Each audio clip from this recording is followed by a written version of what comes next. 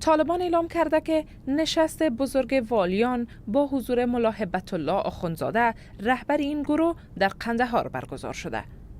به نقل از آخوندزاده گفته شده که اگر اشغال 40 سال هم دوام میکرد، جهاد و مبارزه ادامه میافت. او به والیان هدایت داده که از نظام اسلامی حفاظت کنند و تمام مسئولین باید به شریعت پابند باشند.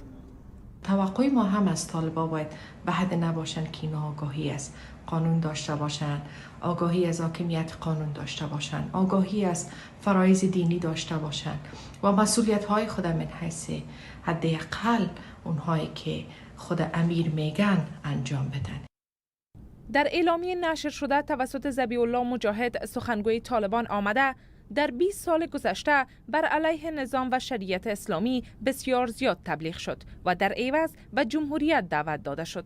آن قوانینی که توسط مردم ساخته می شوند قابل اجرا نیستند. تمام قوانینی که ما در 20 سال گذشته تصویب کردیم همگی در روشنایی اسلام و در روشنایی شریعت بودند.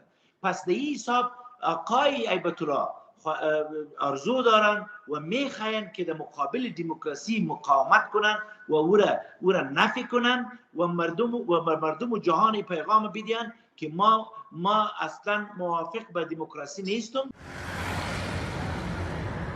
آخوندزاده مردم را رعیت خوانده و در بخش دیگر از سخنانش نیز به اعضای این گروه دستور داده که تصامیم رهبری را به گونه جدی عملی کنند و به آن اعتراض نکنند. او گفته که به رهبرانتان اهانت نکنید. این پیاما که از طرف رهبرشان میایه این دلالت بر اختلافات درونی طالبان میکنه و اختلافات درونی طالبان به چند قسمت است. اول پایان رتبه‌شان است که پایان رتبه‌شان خسته شدن از وضعیت. بخش دوم از این اختلافات تقسیماتی است که در بین طالبان است. مجموعه حقانی ها یا یک طرف یک گروه هستند و قنداری ها باز به دو گروه تقسیم میشن که یکی طرفدارای ملا هبت الله هستند و دیگه‌اش طرفدارای ملا برادر هستند که یا بین خود مشکلات دارند و گروه سوم گروه طالبای غیر پشتون هستند. یک تعداد محدود طالبای هستند که او خواهان تعامل با جامعه بین المللی هستند. آخوندزاده در مورد حقوق زنان نیز به تطبیق فرمان 6 ماده‌ای خودش تاکید کرده، فرمانی که هیچ اشاره به تامین حق آموزش و کار زنان نکرده.